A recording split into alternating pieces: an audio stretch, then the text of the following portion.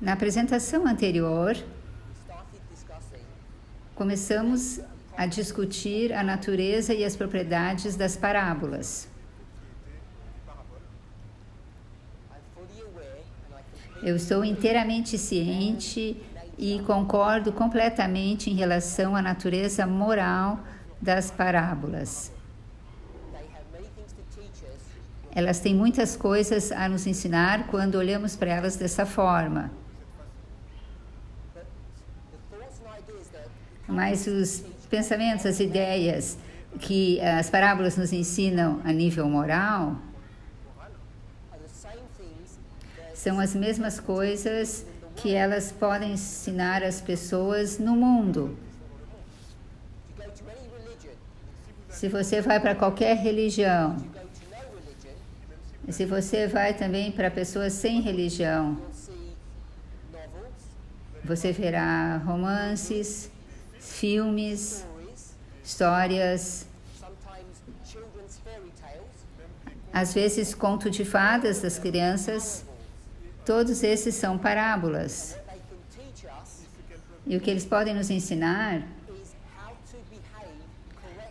é como se comportar corretamente na sociedade.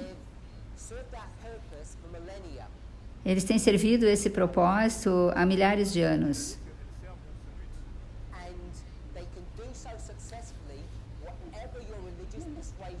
E elas podem fazer isso com sucesso, independente da sua religião.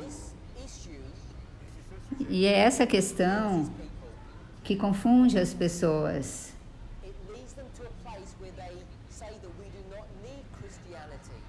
Leva elas a pensar que nós não precisamos do cristianismo. Não precisamos do cristianismo para saber o que é certo e o que é errado. Como se comportar de maneira apropriada ou inapropriada. Senso comum,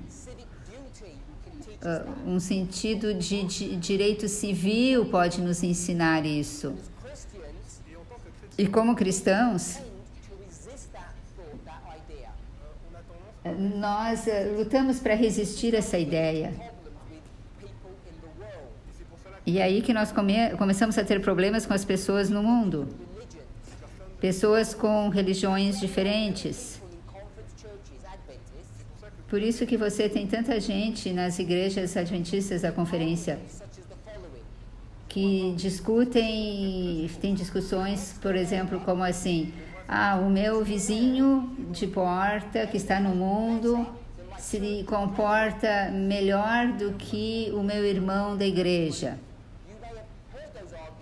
Você já deve ter escutado esses argumentos, ou você mesmo já utilizou eles. E esses argumentos, eles são usados para atacar as mensagens sobre a reforma que nós temos em nossa igreja. E os adventistas conservadores, como nós, que tentam resistir e lutar contra esses argumentos, e isso aí é uma batalha já perdida. A razão que nós perdemos é porque nós estamos lutando usando a arma errada, os termos errados.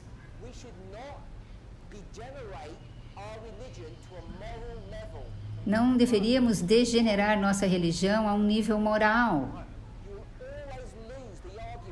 Nós sempre vamos perder o argumento. Porque você não pode demonstrar que os cristãos, como você e eu, se comportam melhor do que o mundo. Porque as pessoas vão jogar na sua cara, exemplo após exemplo, que muitas vezes o mundo se comporta melhor do que os adventistas. E nós não temos bons argumentos contra essa lógica.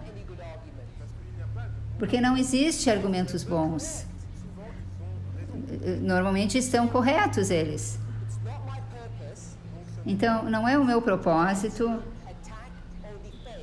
tentar atacar ou defender a nossa compreensão moral de profecia. Eu concordo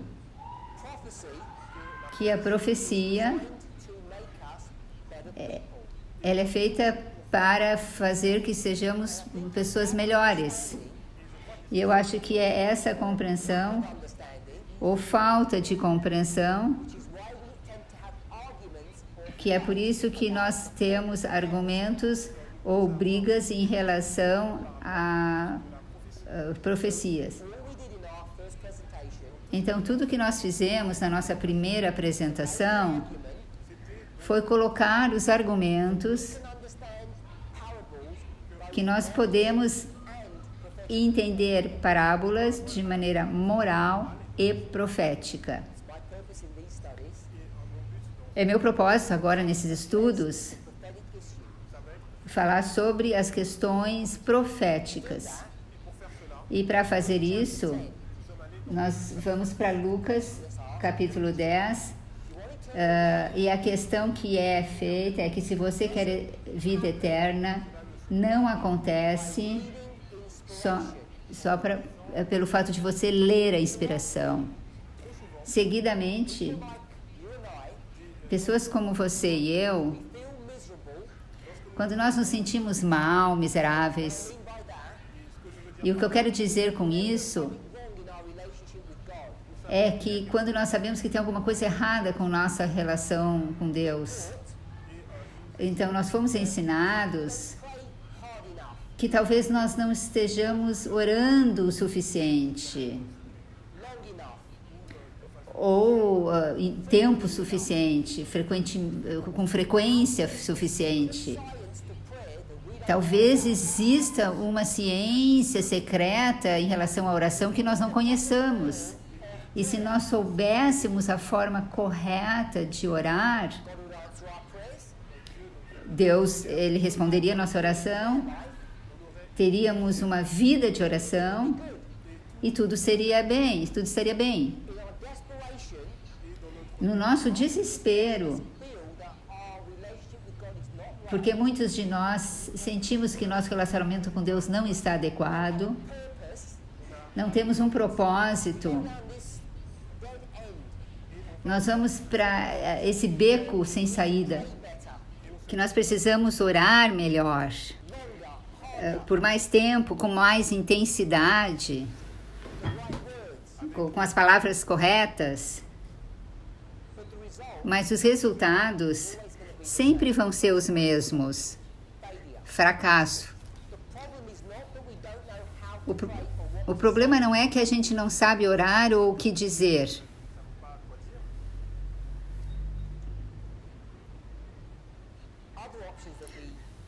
Outras opções, nós não lemos o suficiente.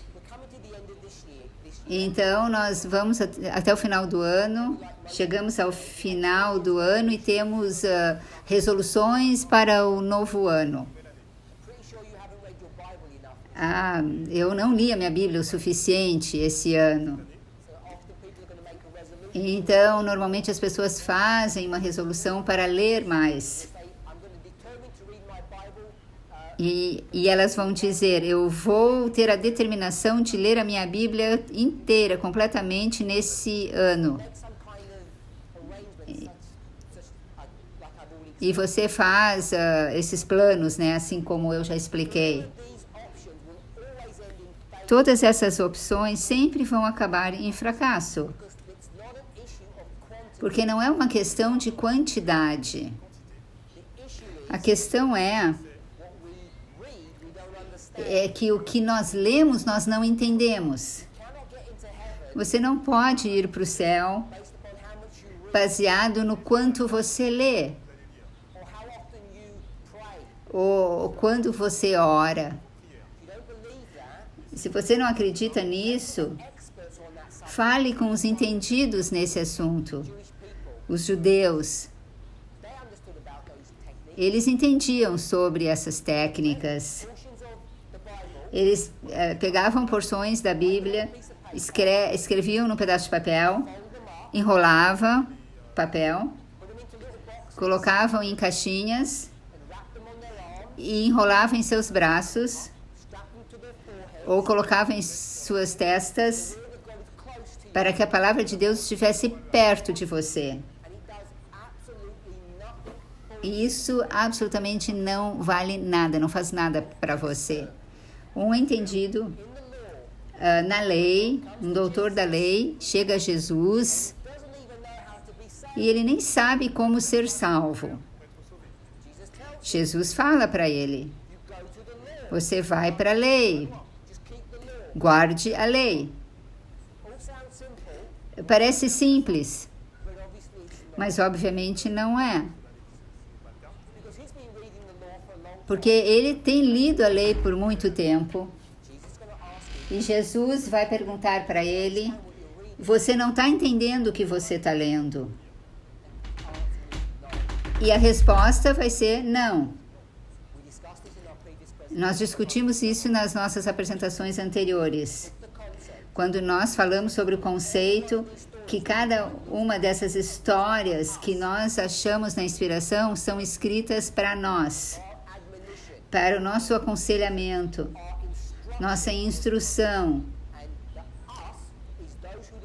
E esse nós são aqueles que vivem no final dos tempos. Nós já falamos sobre muitas histórias, discutimos Lucas capítulo 10, e depois nós vimos que nós colocamos aquela história de lado e falamos a história de Daniel, um eunuco, na geração final. E aí nós vimos aquele eunuco no livro de Atos. E víamos o etíope eunuco. E o que nós entendemos, falando em relação ao mesmo grupo de pessoas, eunucos, um tem entendimento completo e o outro tem entendimento zero, sem compreensão. Agora, nós não fizemos uma revisão detalhada do livro de Daniel. Mas eu quero lembrar que se você vai para o livro de Daniel, capítulo 8,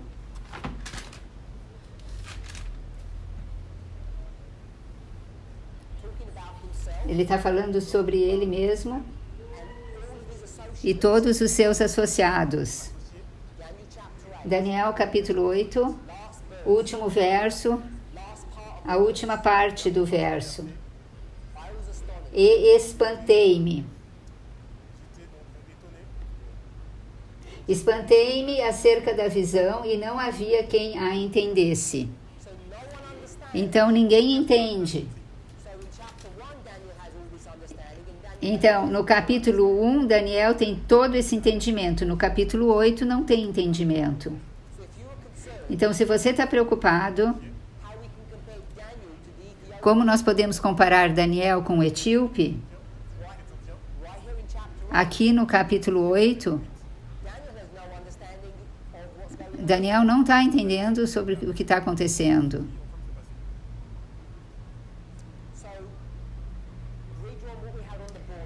Então, vamos ler o que está aqui no quadro. Colocamos esse pensamento em um lado. E eu disse assim, vamos olhar para a estrutura do Novo Testamento. E de uma maneira simples, em duas partes, a história sobre a igreja e a história sobre o mundo.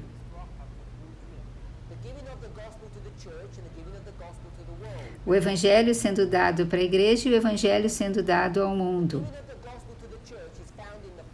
O evangelho sendo dado para a igreja é encontrado nos 4 evangelhos, Mateus, Marcos, Lucas e João.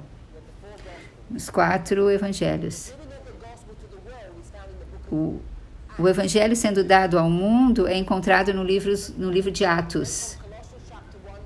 Nós lemos em Colossenses, capítulo 1, verso 23. Todo mundo recebeu o evangelho. Depois, o que nós vimos é que o livro de Atos, os primeiros capítulos, estão se referindo ao evangelho que vai para a igreja, e a segunda parte do livro de Atos, o evangelho que vai para o mundo. Mesmo que os 4 evangelhos acabem no ano 31, você vai a Mateus 28, a instrução é dar o evangelho, levar o evangelho ao mundo. Então, nós estendemos o evangelho até o ano 34. Aí, nós refinamos esse conceito. E o que nós vimos foi que nas histórias literais, os 4 evangelhos te levam ao ano 31, ano de Cristo, depois de Cristo, e depois os outros te levam ao ano 34. Então, 31, você tem a cruz e Pentecostes. E em Pentecostes, nós sabemos que 3.000 pessoas se unem à igreja, que não estavam junto com a igreja antes. Então, nós vemos o evangelho indo para a igreja em 2 fases. Que nós temos aqui, então, igreja 1, igreja 2 e depois o mundo, neste gráfico aqui. Então, aqui é o evangelho indo para cada um desses 3 grupos, aqui no quadro. É muito fácil ver isso. Aí nós vimos que se você vai para Lucas capítulo 10, fala sobre o sacerdote, levitas e samaritano. Os 3 grupos. Esse conceito de 3 grupos é uma história repetitiva na inspiração, mas é encontrada aqui facilmente no livro de Lucas. O doutor da lei não entende, o eunuco etíope não entende, Daniel não entende. A história de Lucas, no samaritano, bom samaritano, é a história sobre a igreja sendo roubada. O conceito do povo de Deus sendo roubado é a história que é encontrada no capítulo 11 de Daniel, versículo 14, que fala sobre os violentos dentre o teu povo,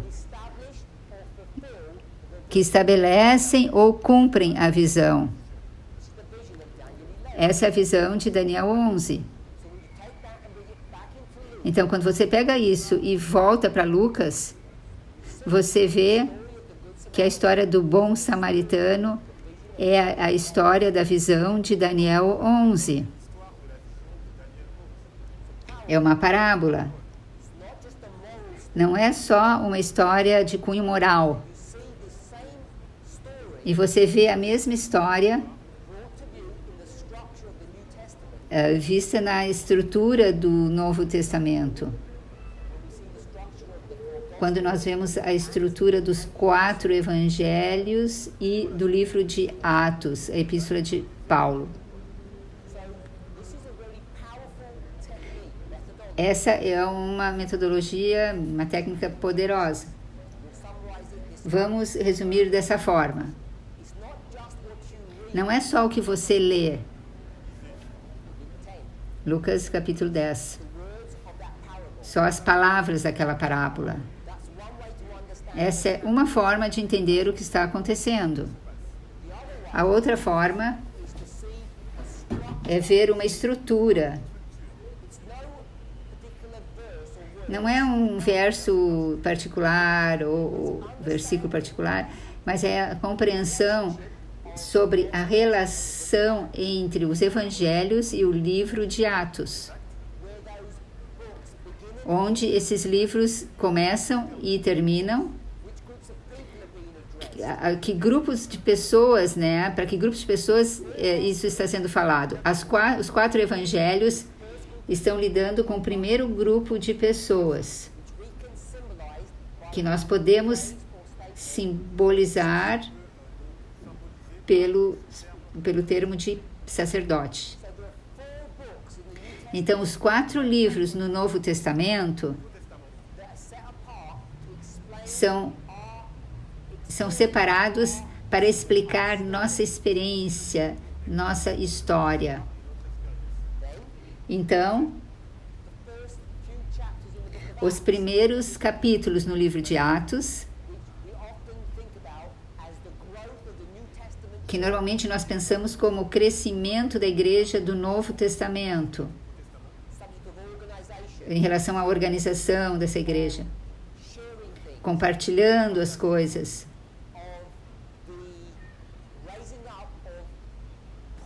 Por exemplo, a ascendência de Paulo. Tudo isso ainda está lidando com a igreja. Isso é o que nós entenderíamos como o segundo passo ou a história dos levitas. E depois, no apedrejamento de Estevão, esse mesmo evangelho é então dado ao mundo. Que nessa história é representado pelo samaritano. Então, essa visão, Daniel 11, pode ser entendida numa história simples como do homem samaritano,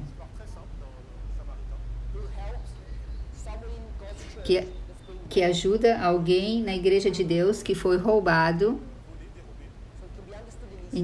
Então pode ser entendida nesses poucos versos, mas também pode ser entendida pela estrutura, através da estrutura inteira do Novo Testamento. A relação dos evangelhos, do livro de Atos e das epístolas de Paulo. Em Daniel 11:14, diz que os violentos estabelecem a visão. A palavra estabelecer significa cumprir. Quando você pensa sobre o Novo Testamento, segura esse pensamento aí. Estabelecer significa cumprir. A palavra cumprir em inglês, que é fulfill, é dupla. Full em inglês, que é cheio, fill, que também é cheio em inglês. Então, é uma repetição aqui em inglês. Fulfill é cumprir, cumprir, como se fosse encher e preencher. Então, a Bíblia fala sobre esse conceito de dobrar. Então, se você vai para o Novo Testamento e você pega esse conceito de cumprir, sendo igual a estabelecer, e você vê que cumprir é um termo duplo, você vê que isso é uma afirmação de algo que está indo para o seu fim. Você pega um copo e você enche completamente. Isso quer dizer cumprir, fulfill, completamente preenchido, o que significa chegar a um fim. E aonde que está o fim do Novo Testamento? O livro de Apocalipse. Então, o livro de Apocalipse está lidando com que assunto? O cumprimento ou estabelecimento do quê? Da visão de Daniel 11. Então, esses temas, eles se repetem, esses padrões são repetitivos. Então, quando você consegue entender isso, você pode ver que você tem os evangelhos e depois o livro de Atos, as epístolas, como temos desenhado aqui. E tudo isso vai ao livro de Apocalipse, que é o cumprimento ou estabelecimento de tudo que nós já falamos no Novo Testamento. A maneira como nós explicaríamos isso seria repetir e ampliar. Então, esse é um resumo do que nós falamos hoje de manhã. O que nós precisamos nos familiarizar agora é como lidar com a inspiração num nível profético, não apenas numa questão moral.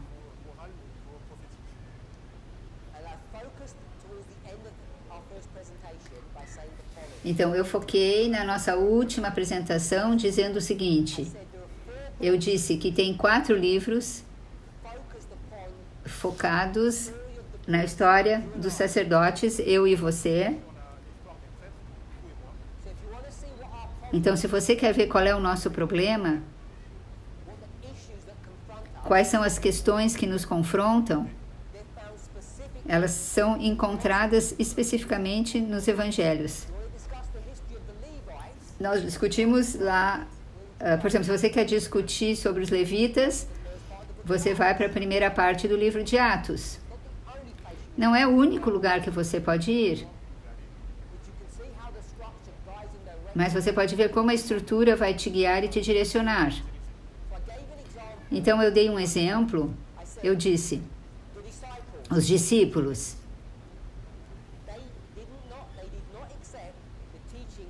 eles não aceitavam os ensinamentos de Cristo. Então, é um problema. E eu disse, eles eram pessoas más. Eles não entendiam o que Cristo estava falando. Em muitas maneiras, quando você pensa sobre esses 4 evangelhos, eles são a história do treinamento desses discípulos. Então, existem outros temas. Um outro tema que é igualmente importante é a história de João Batista.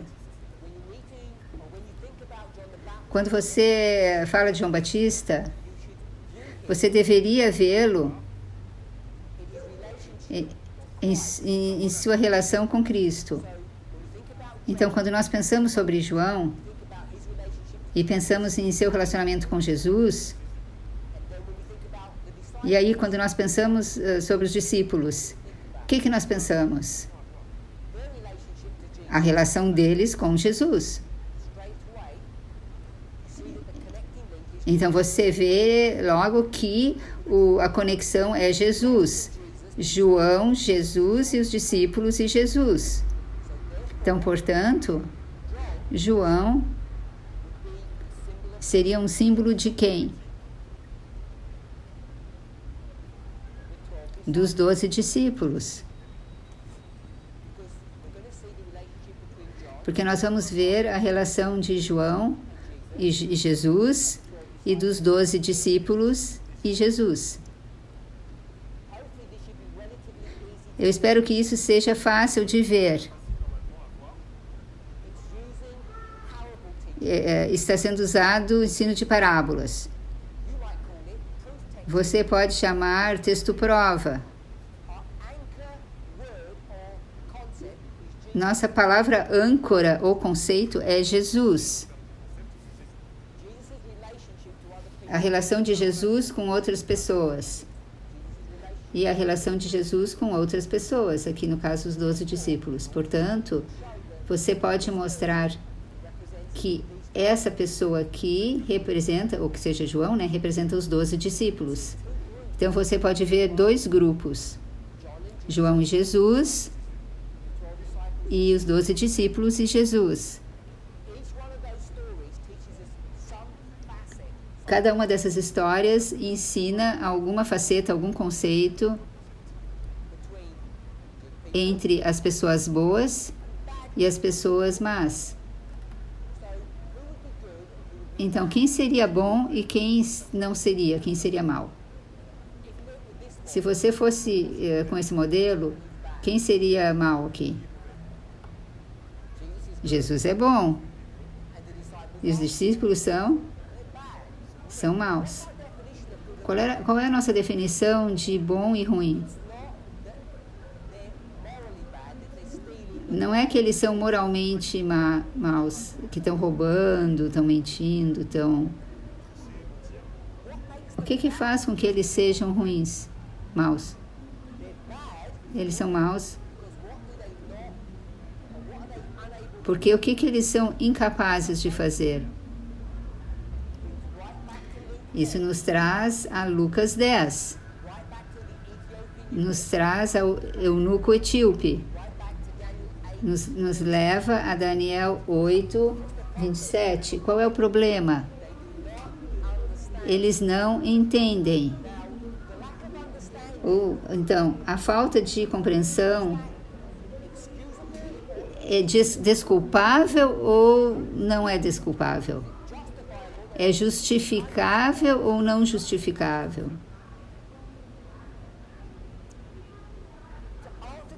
Para responder essa pergunta, nós poderíamos ir para muitas histórias diferentes. Então, eu vou dizer para vocês o meu entendimento que seria não justificável. Ou seja, você não tem uma desculpa. Você não tem desculpa por não entender. Isso é que faz com que eles sejam maus.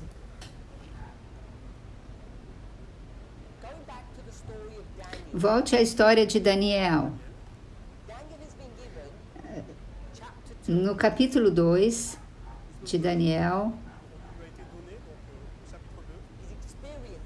Daniel está tendo a experiência de que foi dado para ele grande entendimento em relação ao significado da visão.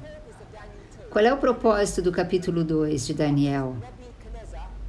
O que Nabucodonosor está pensando? Lemos o verso.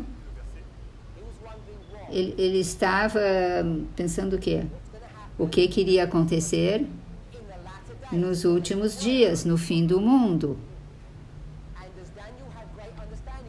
E Daniel tinha grande entendimento sobre isso? Sim, ele entende a visão. Ele explica a Nabucodonosor. Capítulo 1. Daniel é 10 vezes mais sábio do que qualquer outro. Então, quando a gente chega a Daniel 8, qual é o problema de Daniel agora? Ele não entende agora. Isso é justificável? Não, não é. É dada a visão a ele, em Daniel 8, do verso 3 ao verso 12. Daí ele escuta Cristo e Gabriel falando um com o outro e faz a pergunta: quanto tempo é a visão da destruição do povo de Deus e a destruição do templo? E a resposta é: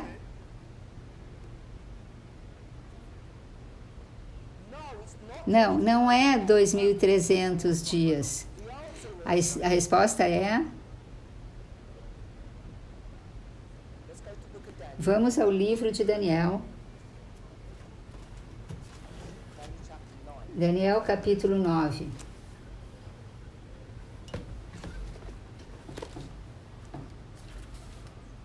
Verso 2. Depois do capítulo 8, então, a questão é: quanto tempo? Vamos ler o capítulo 9, verso 2. No primeiro ano do seu reinado, eu, Daniel, entendi pelos livros que o número dos anos de que falara o Senhor ao profeta Jeremias, em que haviam de cumprir-se as desolações de Jerusalém, era de 70 anos. Quanto tempo? 70 anos. 70 anos.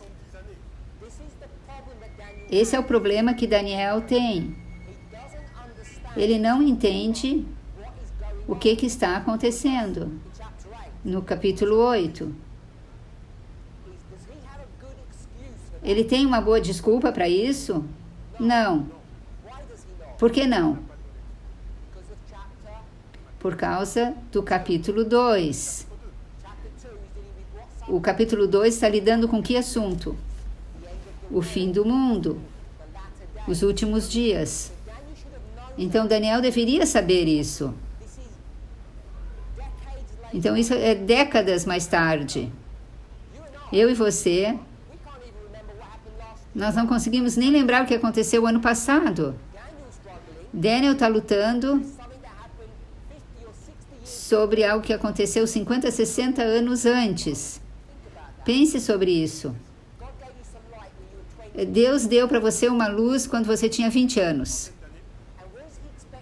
E o que Ele espera que você lembre? Quando você tem 80 anos, 60 anos depois, Ele espera que você lembre o que Ele disse para você quando você tinha 20. Essa é a maneira como Deus pensa. Quantos de nós podemos lembrar de experiências que nós tivemos décadas atrás? Muitos poucos. Então, não há desculpa, é sem desculpa. Então, quando ele se dá conta que tem alguma coisa dando errado,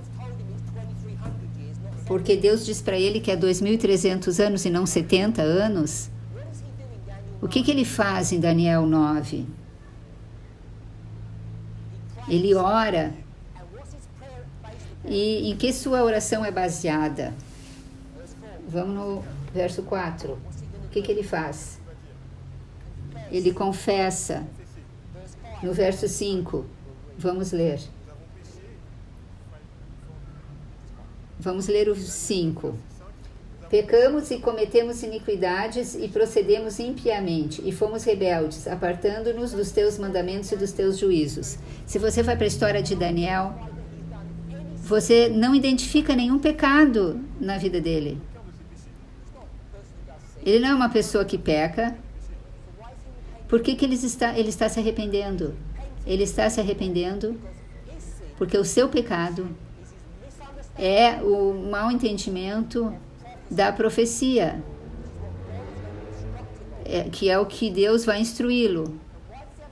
Por que ele teve um mau entendimento sobre a profecia? Da onde que ele pegou o seu entendimento? Verso 2. Quem que ensinou para ele isso? Jeremias ensinou. Então, ele entende de maneira errada a profecia de Jeremias. Ele lê. E qual é o problema? Ele não entende. E isso se torna indesculpável. Quando você chega no Novo Testamento, a história dos sacerdotes, por que são tão maus?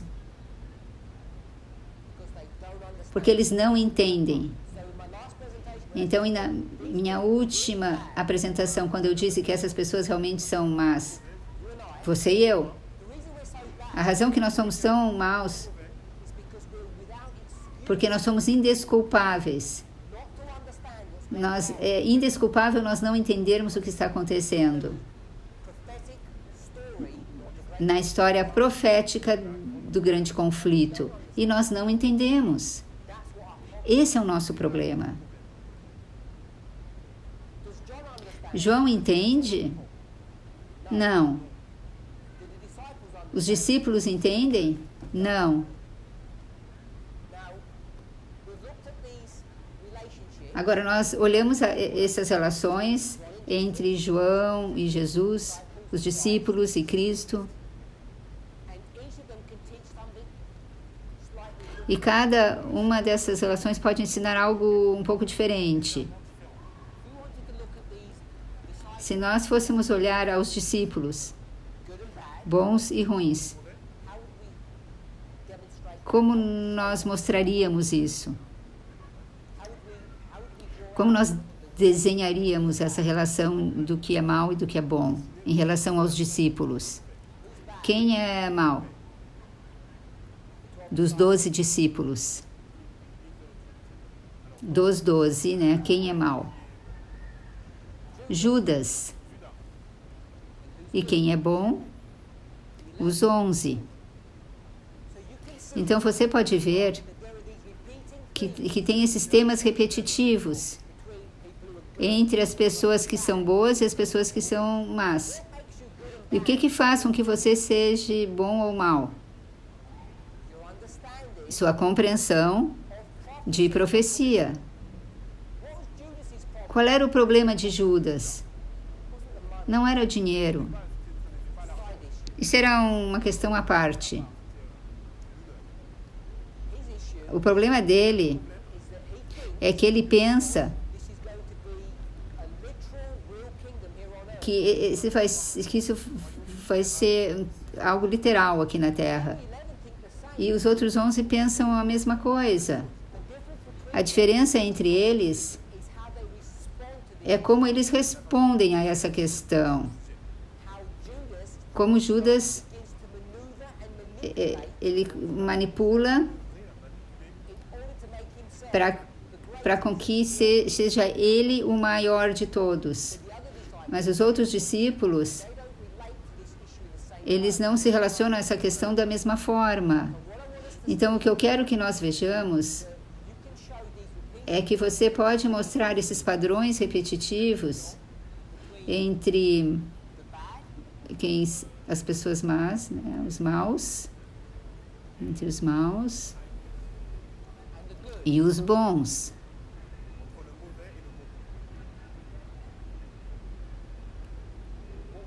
O que nós precisamos fazer,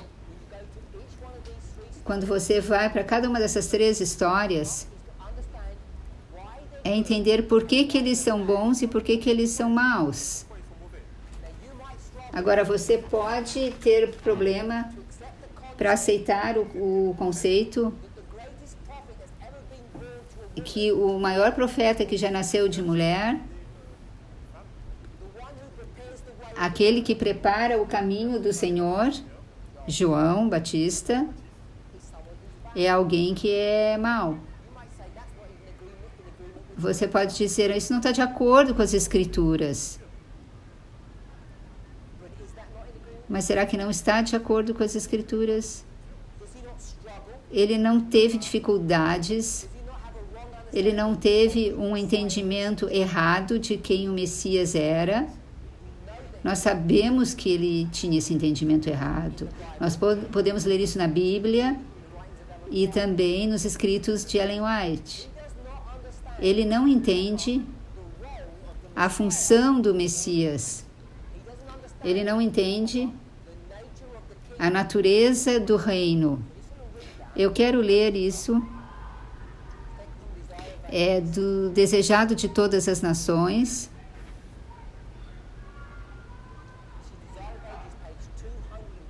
Desejado de Todas as Nações, 215.2. Em português, a página é 144.4, parágrafo 4. 144.4. Vamos começar a ler. Como os discípulos do Salvador, João Batista não compreendia a natureza do reino de Cristo.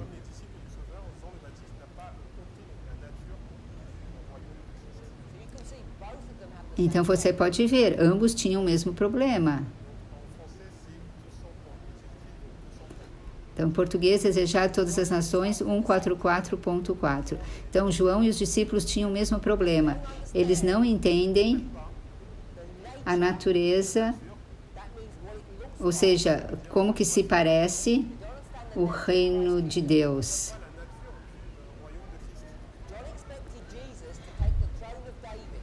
Esperava que Jesus tomasse o trono de Davi. Literalmente, era o que João esperava. E ao passar o tempo, e o Salvador não reclamar nenhuma autoridade real, João ficou perplexo e turbado. Declarara ao povo que a fim de o caminho ser preparado diante do Senhor, a profecia de Isaías devia ser cumprida. E o que ele vai entender é que precisava ser cumprida literalmente, que significa é que o governo romano deveria ser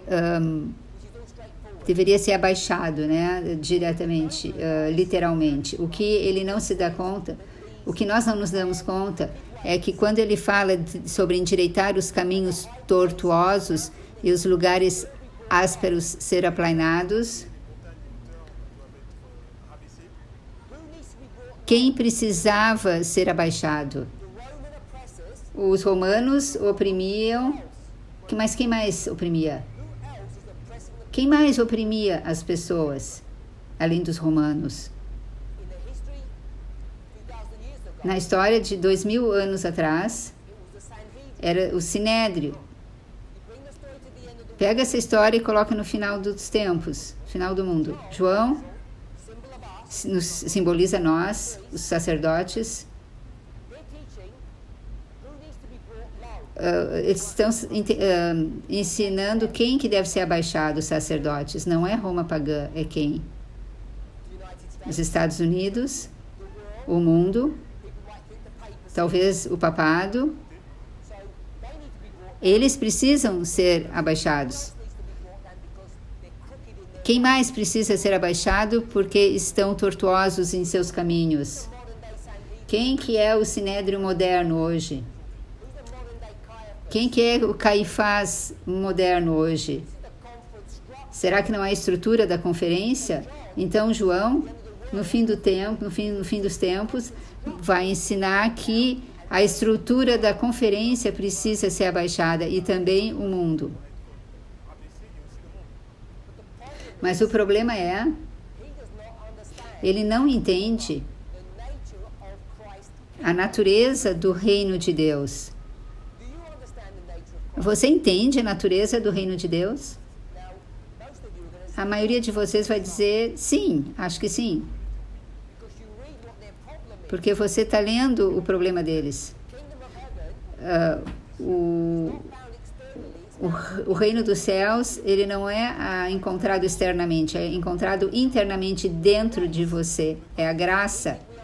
E nós achamos que entendemos como esse reino funciona. Portanto, os adventistas acham que eles não caíram na mesma armadilha do que João, os discípulos. E essa é a nossa decepção, própria decepção, porque essas histórias, 1, 2, 3, são histórias sobre quem? Sobre nós, sobre você. Você não entende a natureza do reino de Cristo no fim do mundo. Nós temos que ser capazes de ver isso, para poder entender o que está acontecendo hoje, para poder entender os erros que João tem feito, os discípulos têm feito e Judas. Esses dois primeiros grupos, eles começam a entender o seu problema e se arrependem. Como quem? Daniel capítulo 9. O entendimento deles da profecia estava errado. E ele tinha que se arrepender sobre isso. E isso leva a Daniel capítulo 10, verso 14. Nós lemos que Gabriel diz para Daniel que vai mostrar para ele o que vai acontecer no fim dos tempos. Que é a história do capítulo 11 e 12.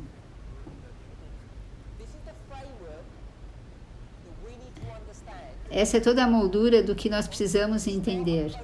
Quando nós começamos a nos aproximarmos entender essas questões. Cada uma dessas histórias é uma história única, independente, mas também são temas repetitivos. Então, se você fosse para essa aqui, você tem 2 mensageiros que vão vir ao povo de Deus. Como que nós sabemos que são 2 mensageiros? Como que nós sabemos isso? A Bíblia nos diz. Vá para o livro de Malaquias. Vamos para o livro de Malaquias.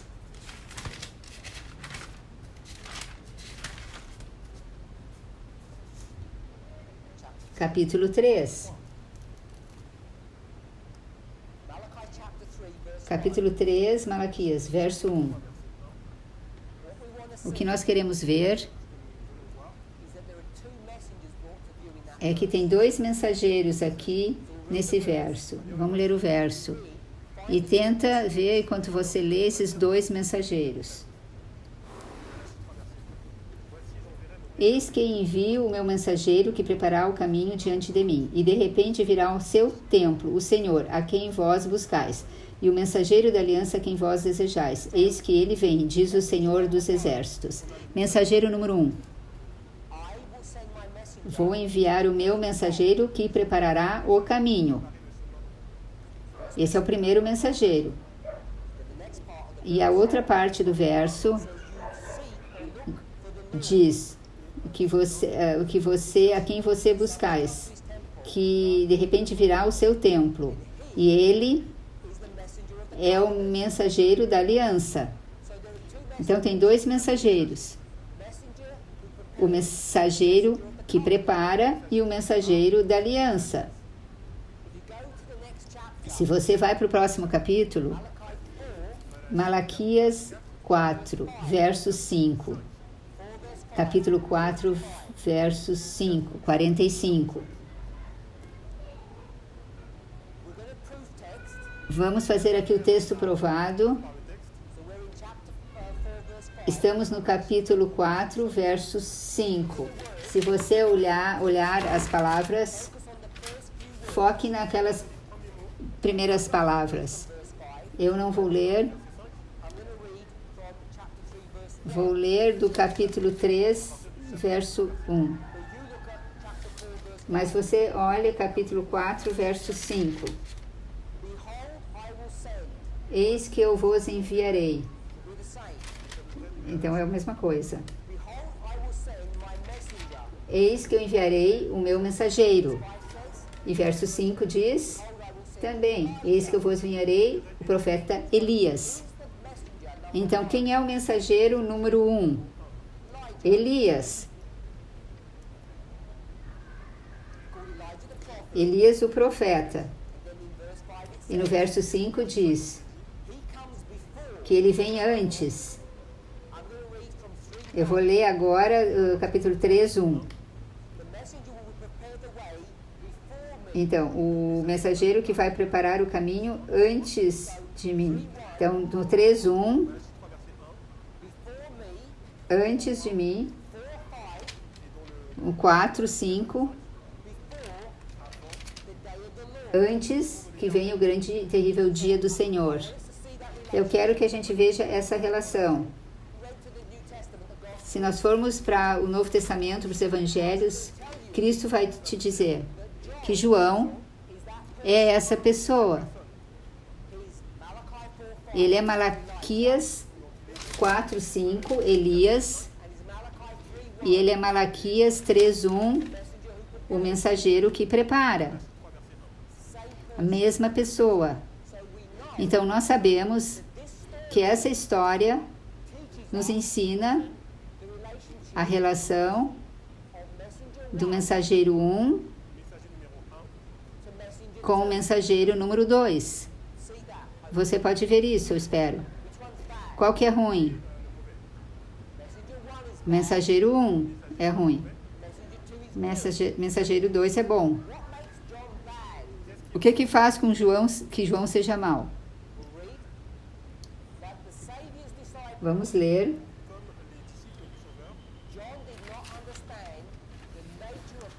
Como os discípulos de Cristo, João não entendia a natureza do reino de Deus. Qual é o problema dele? Ele não entende. Qual é o problema do etíope? Não entende. Qual é o problema do doutor da lei? Ele não entende. Da onde que você tem esse entendimento? Da onde que vem esse entendimento? Qual é o único lugar que você consegue esse entendimento? Da inspiração. Você lê, mas você não entende o que você lê. E quem dá para você o entendimento? Coisas espirituais são espiritualmente discernidas. Por isso que essa mulher é mistério, Babilônia. Babilônia é um mistério, porque você quando olha para ela, você na verdade não sabe quem ela é. Você pode achar que você é esperto. Eu diria que os adventistas representam 1% do cristianismo. Vai para a maioria dos cristãos. O que eles acham que é a marca da besta? Como um chip de computador na sua mão. Ou uma tatuagem na sua testa. E nós achamos que tolice tudo isso. Por que nós achamos que é uma tolice? Da onde que eles obtiveram essa frase? Da Bíblia. Qual é o problema? Eles não entendem o que significa. E a única razão que você entende, ou a única razão que você acha que entende, é que você pega uma afirmação de Ellen White que explica o que significa. Essa é a única diferença entre nós e eles. Nós temos o que nós achamos que é uma leitura plena da palavra de Deus, que explica o que é a marca da besta. A razão pela qual isso se torna algo importante para entender é que mostra para você quão fácil é da gente entender errado. Esses milhares de cristãos não têm a mínima ideia do que seja a marca da besta. Porque não é algo assim direto, fácil de entender. É um tema recorrente que as pessoas leem e não entendem o que estão lendo. De João, que nem João. Ele está lendo essa palavra e ele não entende o que e quem é o Messias, e como ele se parece. O problema dele é, ele ensina a teologia que é igual a quem? A mesma teologia que o Sinédrio ensina. E nós chamamos a estrutura da conferência. O que faz com que ele seja mau, ele acredita o que a igreja ensina. Ele ensina a mesma coisa que a igreja acredita. Ele está certo ou errado? Ele está errado. Porque a igreja ensina errado. Cristo ensina o que é correto. O mensageiro falso ensina algo que está errado. O segundo mensageiro ensina algo que é correto. Você tem o mesmo problema com os 12 discípulos e com Cristo. Esses são tolos e Cristo é sábio. Você tem o mesmo problema com 1 e 11, que é Judas, que é de Satanás, Jesus diz, e os 11 são aqueles filhos de Deus, que Deus deu a Cristo. Então, nós precisamos entender qual é o nosso problema. É profundo e vasto, amplo. E se nós não entendermos quais são essas questões, vai se tornar muito difícil entender quem está ensinando a verdade e quem está ensinando o erro. Então eu quero deixá-los com esse pensamento final. João Batista vai ensinar a você duas coisas. A primeira coisa que ele vai ensinar é sobre cumprimento.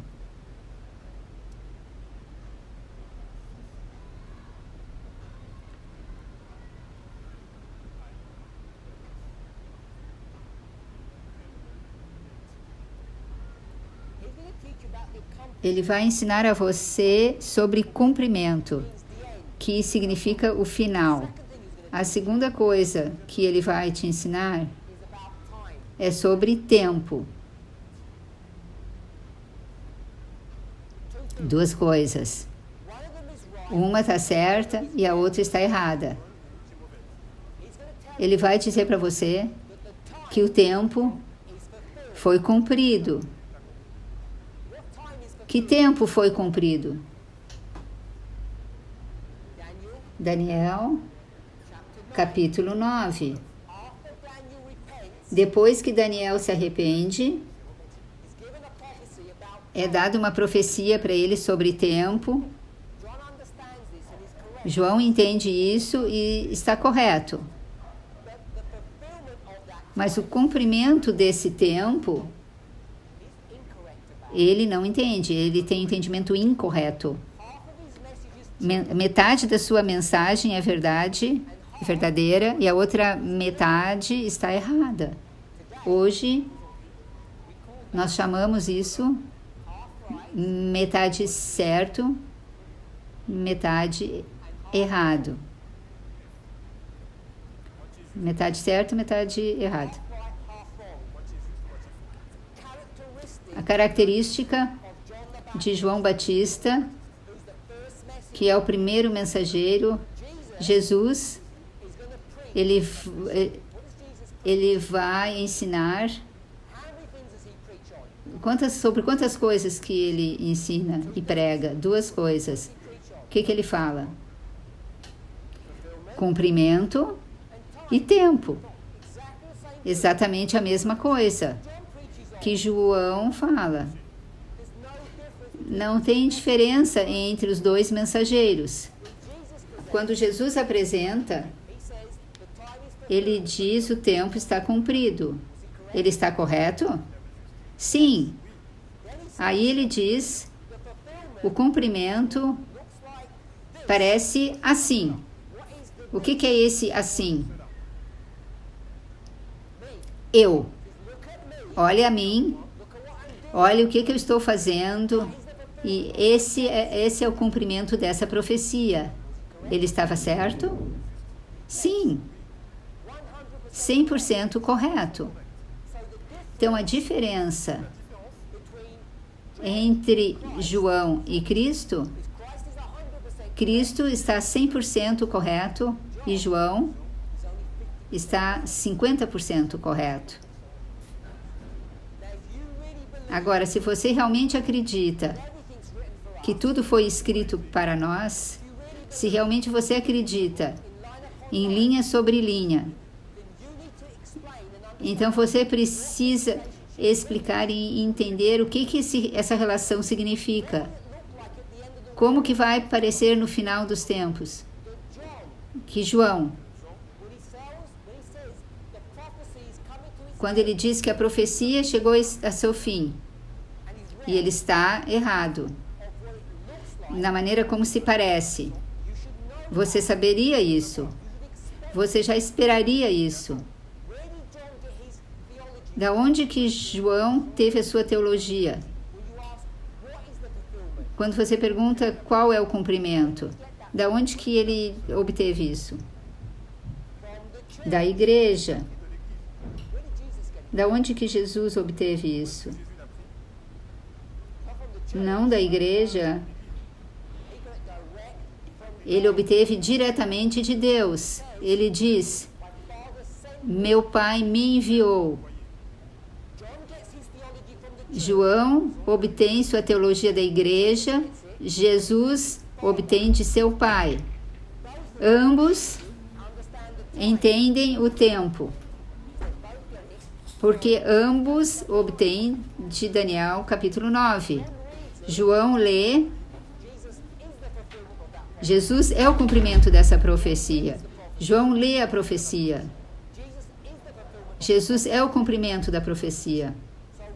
Então eu quero que vejamos que nós deveríamos esperar que o mensageiro número 1, que é ruim, que está errado, o que faz com que ele seja errado não é o tempo,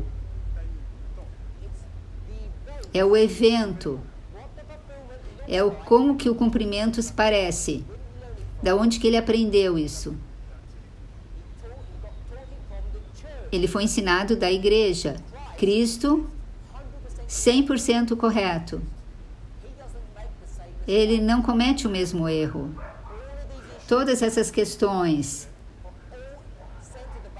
elas estão centralizadas numa grande questão. Como você lê a inspiração. E se você lê de maneira errada, você precisa se arrepender e ser convertido. Assim como Daniel pediu que acontecesse em sua experiência. E o resultado final é que ele tem entendimento completo. Você vê isso nos primeiros 4 versos do capítulo 10. E nós também podemos ter esse entendimento, essa experiência. Que nós possamos ter entendimento completo. Contudo, para que tenhamos essa experiência,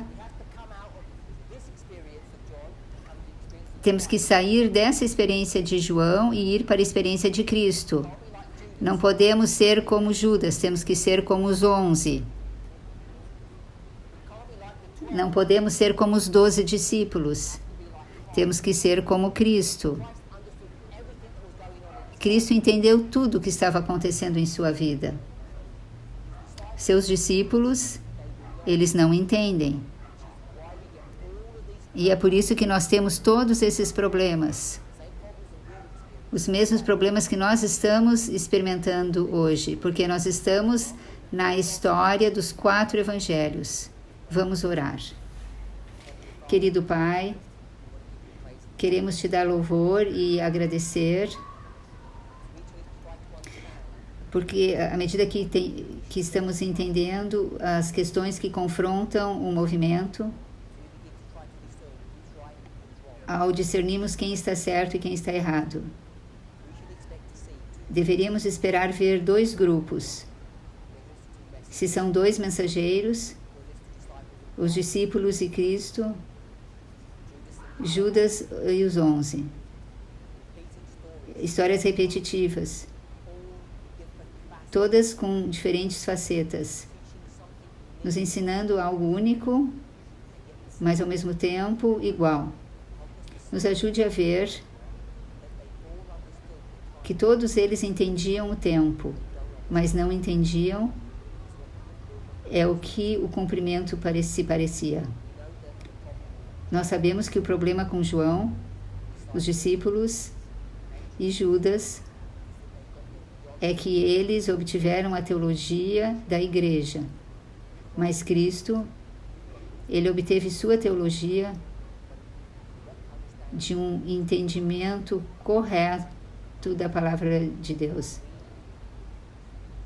Que nós possamos experimentar isso e desejarmos.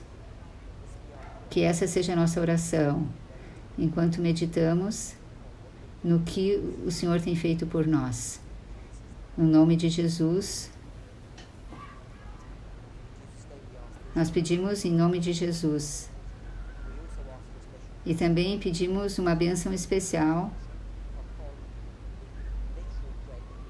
sobre o pão que vamos comer agora, vamos receber agora. À medida que recebermos esse alimento, que possamos meditar e pensar no significado espiritual disso. Como desejamos comer pela saúde, que possamos também estudar sobre a saúde espiritual.